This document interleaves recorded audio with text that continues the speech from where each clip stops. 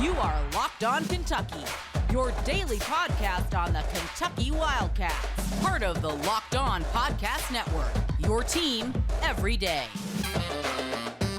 All right, what's going on, Big Blue Nation? Welcome on into Locked On Kentucky, your daily Kentucky Wildcats podcast. I'm your host, Lance Dawe, writer for Sports Illustrated for various SEC-related things. But on this podcast specifically, we take a dive into all things Kentucky athletics. Today's episode is brought to you by BetOnline. BetOnline has you covered this season with more props, odds, and lines than ever before. BetOnline, where the game starts. On today's episode of Locked On Kentucky, we are going to be recapping the Wildcats' win over the Florida Gators. 78-57 was the final score. My final score prediction was a little off. I said 80-62. Thought the Gators would be able to get over the 60-point mark. Unfortunately, they were not. We're going to talk about the first half. We're going to talk about the second half, and then we're going to give some final thoughts, go over my parameters for Kentucky Wildcat wins, and we'll see if the Wildcats checked the boxes. Again, thank you so much for making Locked On Kentucky your first listen every single day. Want to remind everybody that we are free and available on all platforms. So let's go ahead and get into it. The first half. Well, actually, before we get into the first half, let's go ahead and address the TyTy Washington issue. So obviously, Washington got to play 26 minutes in the second half, suffered what appeared to be a lower left leg injury. Coach Calipari said that there was an x-ray done on TyTy. He said that he didn't believe there was much there. Cal also said now he may still be out a week or two. Who knows? He said it could be a muscle, could be something that separated because TyTy did get hit hard. I'll just say this at the top here. And I'm not saying that TyTy's injury prone. I'm not saying anything like that. But this is the second time that TyTy's gotten injured in his freshman year. And it's just really disappointing for this team because they're trying to come together as a collective and they're trying to build their best brand of Kentucky basketball this season heading into March Madness. And so it's disappointing to see, obviously, TyTy go down with an injury. There's not really much you can do about it except just accept the fact that it happened and see how quickly you can get TyTy healthy and out there performing again, but it is what it is. I wanted to address it at the top here so that we didn't get 20 minutes into this episode and anybody listening that didn't know what happened to TyTy doesn't know what happened and they had to wait until 20 minutes to actually find out. But yeah, TyTy Washington injured, could be out 1 to 2 weeks. We will continue to monitor his status if John Calipari continues to provide us updates. I will say this though.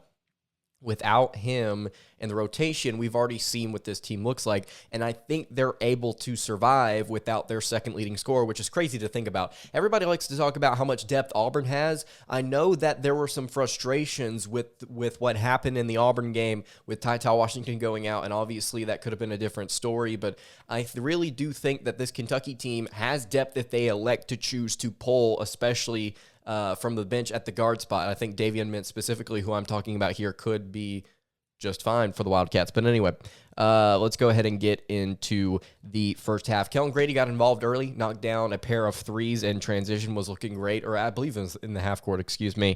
I said that this could be potentially a big game for Kentucky's 4 spot. I'll go ahead and address this here. Brooks finished with 2 points. Keon Brooks Jr., the guy that plays the 4 spot for Kentucky, finished with 2 points, and Davion Collins played a minute. So good on me. I was so right on that. Wow, look at me. Man, that was just a terrible prediction. But I will say I was right on a couple of other things. For instance, instead of working from 5 out to 4 in, Florida for the most part went straight into 4 out, 1 in.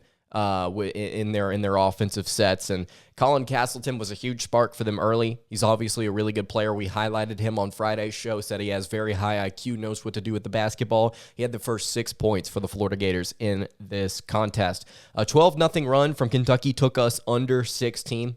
And then Florida had a 10-0 run that took us under 12. So it was just kind of a back-and-forth affair in the first half. And it was not necessarily the transition game for Florida or for Kentucky, and it wasn't necessarily the transition game for Florida either. They just kind of slowed down and played somewhat of a half-court game. Florida did not take as many threes as they normally do. We predicted this on Friday's show. I said I didn't think the three-point line was going to be as big of a factor as it has been for the Gators so far this season. They took only 22 threes in this game as opposed to the 26 or 27 they take on average. Something that was apparent to me in the first half was Kentucky was not going to be out-rebounded. They said, okay, we've had enough. 3 straight games where we've gotten out-rebounded. We're going to send guys at the glass. And it worked. And believe it or not, the one guy that is the rebounder on this team actually benefited from this, Oscar Tshiebwe. We'll talk about him more later on in the show about his rebounding totals. But talking about his scoring here for a second, he scored 13 of his 27 points in the first half, which just goes to show you just how efficient he is consistently throughout an entire game. I mean, he scored half of his points in the first half and about half of his points in the second. Very efficient game from Oscar Tshiebwe offensively. And then Lance Ware down low, who you could argue at times played the 4, played double the minutes that he normally does. So he normally plays 7 minutes a game. Lance Ware played 14 in this contest, and he finished with 4 points and 7 rebounds. Very efficient minutes from Lance Ware in the first half. Plays very, very, very hard for such a young player. Absolutely love it. Something that you also may notice about this Kentucky team, and we've not really talked about this before on the show, is that they can win games no matter what is going on. They can win games in the 60s. They can win games in the 80s. It doesn't matter what the other team is trying to do in terms of pace of play. Kentucky is going to adjust, and they're going to win the game. They're just an all-around team. The offense has so much flexibility, it just simply allows the Wildcats to stay ahead. And they've stayed ahead for the most part in SEC games so far. Florida, in this first half, at least it felt like it, for the most part, dictated the pace. But Kentucky dictated the game overall. They just kind of controlled things. Like, okay, if you want to play slower, we'll play slower. We'll play a half-court game. We can do it better than you. If you want to speed things up, we can speed things up. We're one of the best in the country at doing that. So we'll get out and run and transition on you. Anytime Florida tried to change what they were doing, Kentucky adjusted and did it better. At least it felt like in this game. And I was very, very impressed with what the Wildcats did in the first half. I was also correct in noting that Florida likes to play matchup zone. So they played a 2-2-1, and then they also played 2-1-2 at different points in the first and second halves, I noticed. And as I mentioned on Friday during the preview show, I noted that Florida has the propensity to fall asleep in their matchup zone, which can lead to backdoor cuts or easy looks at the rim. We saw that multiple times in their game before this against Georgia. And we saw a few times in the first half where Kentucky got to run a couple of lobs. They got to look down low for a couple of wide-open dunks. It's just that matchup zone that Florida likes to play that's normally overall very efficient. And it did hold the Wildcats underneath their average scoring total. Still, though, there were moments in this first half where they just broke down. And we called it. We just simply predicted that. So that was the first half, essentially just kind of a back-and-forth game. Kentucky shooting the 3 a lot better than I thought they would in this game.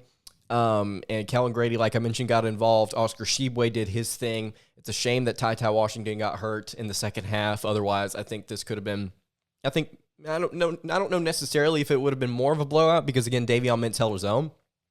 But still, I thought Washington was also doing good things for this team in the first half. All right, we're going to talk about the second half and what happened and why the Wildcats eventually pulled away. It was a 33-28 total at halftime, only a 5-point lead for the Wildcats. We're going to talk about what happened in the second half in just a second. But before we do that, I want to tell you guys about our friends at BetOnline. Football might be over this season, but basketball is in full steam for both pro and college hoops. From all the latest odds, totals, player performance props to where the next fired head coach is going to land, BetOnline.net is the #1 spot for all of your sports betting needs. BetOnline remains the best spot for all of your sports scores, podcasts, and news this season. And it's not just basketball. BetOnline.net is your source for hockey, boxing, and UFC odds, right to the Olympic coverage and information. Head to the website today or use your mobile device to learn more about the trends and action. BetOnline is where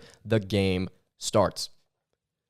All right, continuing along here on the Monday edition of Locked On Kentucky. Again, thank you so much for making Locked On Kentucky your first listen every single day. Getting closer and closer to that SEC tournament. We've got 6 games left, and it's great that our starting shooting guard or point guard, however you want to, he's a combo guard, TyTy Washington's out for the next week or so.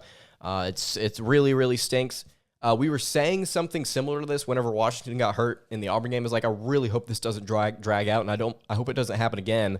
Because I want to have all our players healthy for the SEC tournament. Here we are.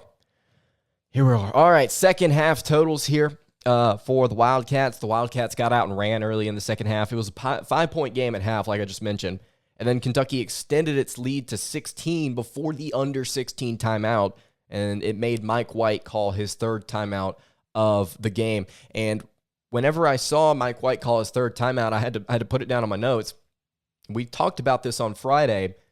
After we broke everything down, the numbers, the film, the individual matchups, I came to the conclusion that this was a bad matchup for Florida. We noted that the Gators are a decent team. They've won their last 4 or 5 straight, I believe. They're a decent basketball team, but they're trying to adjust in a lot of different areas because Mike White is trying to establish a new offensive style, and I think he's changing his defense just a little bit.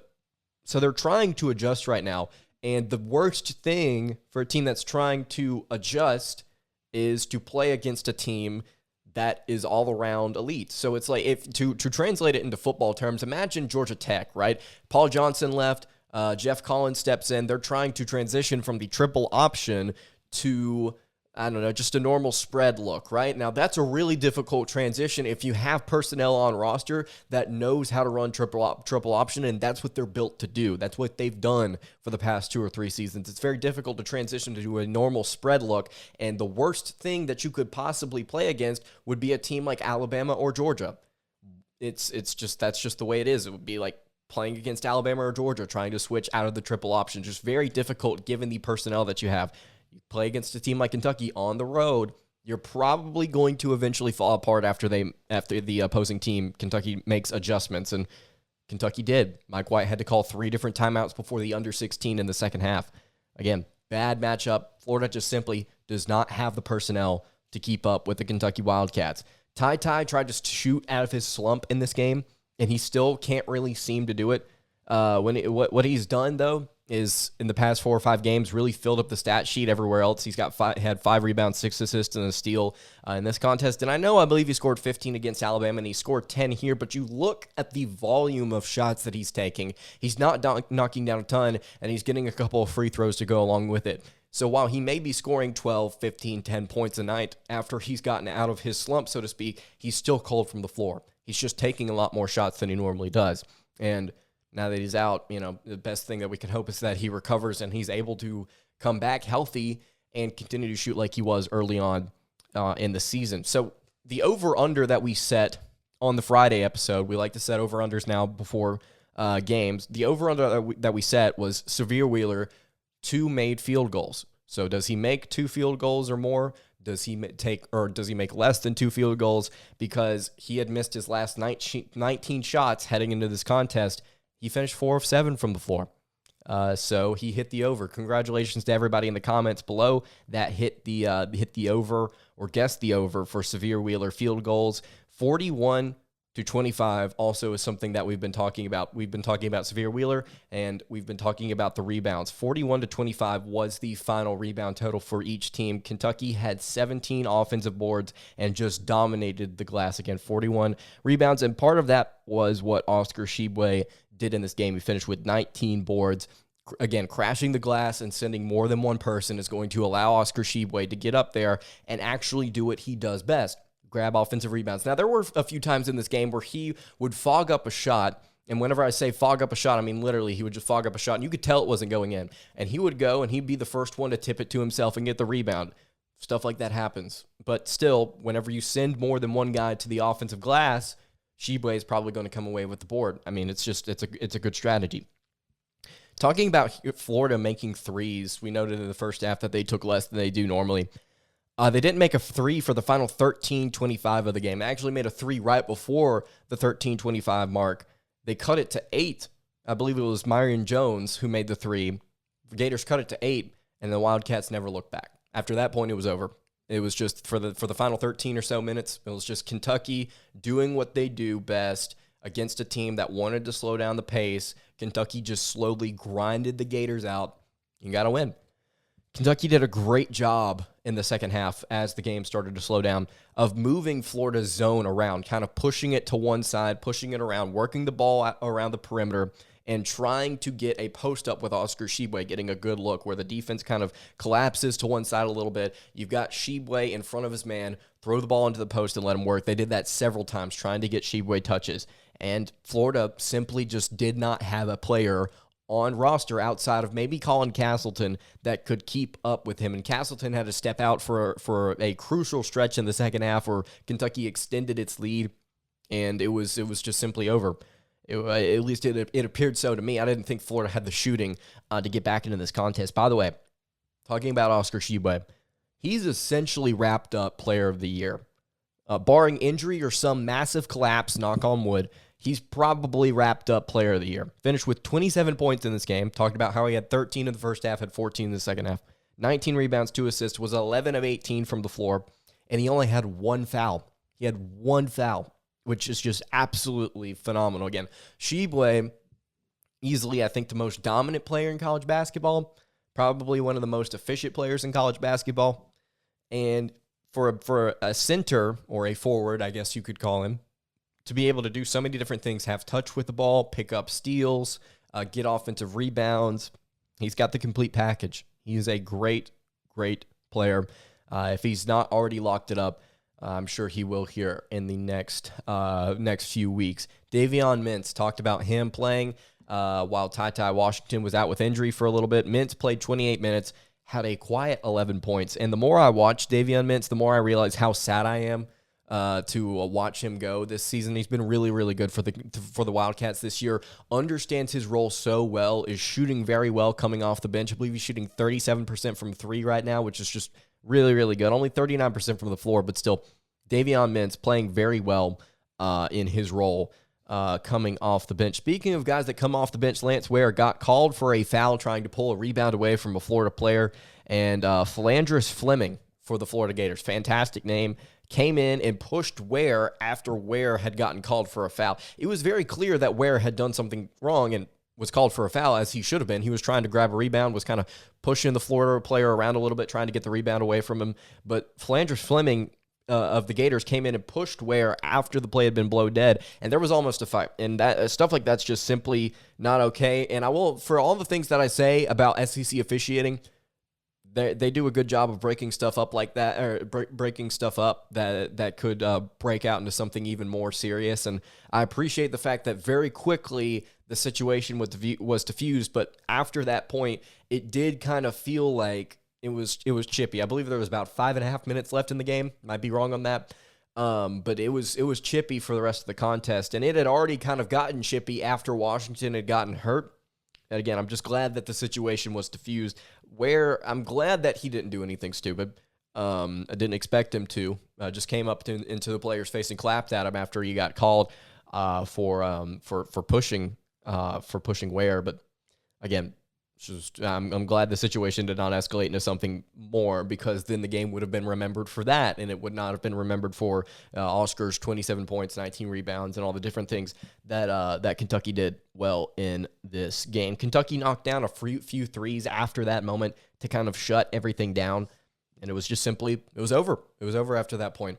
78-57 again was the final score. Kentucky did a good job in a lot of different areas in this game, and I want to talk about some of the final thoughts that I've got on this team and this game in just a second. But before we do that, I want to tell you guys about our friends at Built Bar. This is the time of year that I've essentially given up on all of my New Year's resolutions except for one in particular. I'm sticking to my New Year's resolution to eat right, and it's all thanks to Built Bar. It almost feels like it's not even really a resolution, because I actually enjoy eating Built Bars. Have you tried their Puffs? Built has a phenomenal thing called Puffs. If you haven't, you're missing out on one of Built Bar's best tasting things. Puffs are the first ever protein-infused marshmallow. They're fluffy, they're marshmallowy, and they are not just a protein bar. They are simply a treat, and they're covered in 100% real chocolate, just like Built Bars. These things are simply going to be your new favorite. They've got so many different flavors as well. They've got mint brownie, coconut almond, white chocolate, cookies and cream, salted caramel. They are all absolutely fantastic and delicious. And in fact, new flavors are coming out all the time. If they think a flavor might be good, Built will make it. It will be delicious, and it will also be good for you. At Built Bar, they are all about the taste. They make it delicious first, and then they figure out how to make it healthy. And I don't know how, but whether it be the Puffs, the Built Bar, doesn't matter. Built pulls it off every single time. You can go to Built.com right now. You can use promo code LOCKED15 to get 15% off your order. Again, you can go to Built.com right now and use promo code LOCKED15 to get 15% off. Again, that's all at Built.com. All right, wrapping up the Monday edition of Locked On Kentucky. Lance Dawe here with you. Really appreciate you making Locked On Kentucky your first listen every single day. Going over some of the statistics in this game. Again, Oscar Tshiebwe finished with 27 points. Kellen Grady, didn't really talk about him outside of him getting going early. Finished 5 of 13 from the floor. Had 15 points in this game. TyTy Washington, 10 points before he left the game with an injury. Severe Wheeler, 9 points, 3 rebounds, 6 assists, 4 of 7 from the floor, 1 of 2 from 3. Damian Collins, Bryce Hopkins both played some minutes in this game. Neither of them recorded a stat outside of Damian Collins recorded a personal foul. Lance Ware, very efficient off the bench, 4 points, 7 rebounds, no assists, 2 of 3 from the floor. Picked up a couple of personal fouls. Davion Mintz, 3 of 7 from 3, 4 of 9 from the floor, 11 points, 2 rebounds, 1 assist. I talked about Colin Castleton being the dude for the Gators. Finished with 18 points, 7 rebounds on 8 of 12 shooting. Was very, very good with his decisions in this game. Had 4 turnovers, though. We talked about that on Friday's show. Averages 2.7 turnovers per game. And I said that Kentucky was going to have to do a good job, maybe crowding him, maybe seeing if they could get the ball away from him a couple of times, and they did. Did a good job of that in this game.